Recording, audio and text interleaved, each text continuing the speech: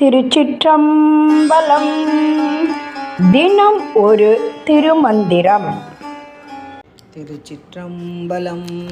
பதிபலவாயது பண்டிவ்வுலகம் விதிபல செய்தொன்று மேய்மை உணரார் துதிபல தோத்திரம் சொல்ல வல்லாரும் மதில நெஞ்சினுள் வாடுகின்றாரே.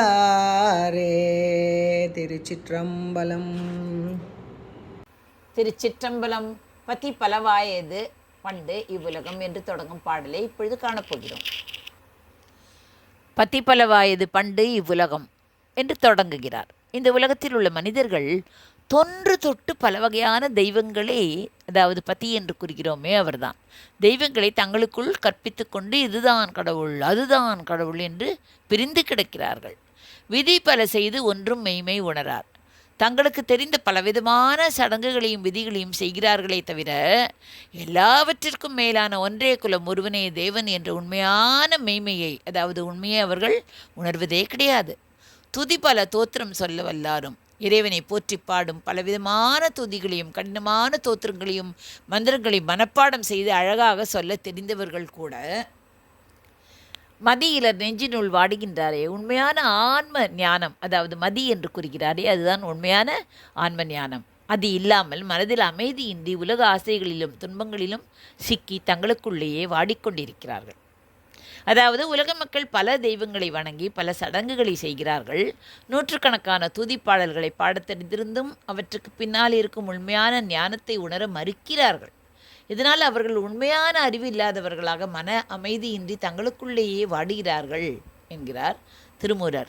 சரிதானே?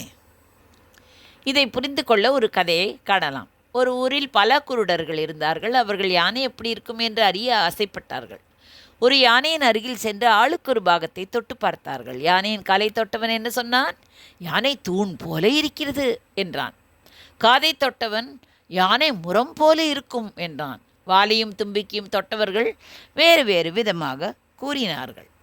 அவர்கள் அனைவரும் யானையின் ஒரு பகுதியை மட்டுமே தொட்டுவிட்டு அதுவே முழு யானை என்று சண்டையிட்டு கொண்டனர். நீங்கள் தொட்டது எல்லாமே யானையின் பாகங்கள் தான், ஆனால் அது மட்டுமே முழு யானை அல்ல என்று விளக்கினான். அதாவது அங்கு ஒருவன் வந்தான். யானையை கண்ட பார்வையுள்ள ஒருவன் வந்து, நீங்கள் தொட்டது எல்லாமே யானையின் பாகங்கள் தான், ஆனால் அது மட்டுமே முழு யானை அல்ல என்று விளக்கினான். இதே போலத்தான் உலக மக்கள் தங்களுக்கு தெரிந்த சடங்குகளையும் தங்களுக்கு பிடித்த வடிவங்களையும் மட்டுமே கடவுள் என்று நினைத்து கொண்டு சண்டையிடுகிறார்கள்.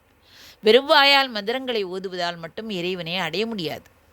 திருமூலர் காட்டும் வழி என்ன? திருமூலர் வாழ்ந்த காலத்தில் மக்கள் சடங்குகளுக்கும் வெற்று பேச்சுகளுக்கும் முக்கியத்துவம் கொடுத்தனர். அதை மாற்றவே அவர் அன்பும் சிவமும் இரண்டென்பர் அறிவிலார் என்றார். இறைவன் என்பவன் வெளியில் எங்கோ இருக்கும் பல தெய்வங்கள் அல்ல. அவன் நம் மனதிற்குள் அன்பாக அறிவாக ஒளியாக இருக்கும் ஒற்றை பரம்பொருள். புத்தகங்களை ஓதுவதையும் சடங்குகள் செய்வதையும் தாண்டி மனதை அடக்க வேண்டும். மனதை அடக்கி என்ன செய்ய வேண்டும்? அன்பால் இறைவனை நமக்குள்ளே தேட வேண்டும். இல்லையென்றால் எவ்வளவு பெரிய அறிஞராக இருந்தாலும் மனம் வாடத்தான் செய்யும் என்ற உண்மையை இந்த பாடல் உணர்த்துகிறது. பதி பலவாயது பண்டு இவ்வுலகம் விதி பல செய்து ஒன்று மேய்மை உணரார் துதி பல தோத்திரம் சொல்ல வல்லாரும் மதி இலர் நெஞ்சினுள் வாடுகின்றாரே. நன்றி, வணக்கம். உமா பாலசுப்ரமணியன்.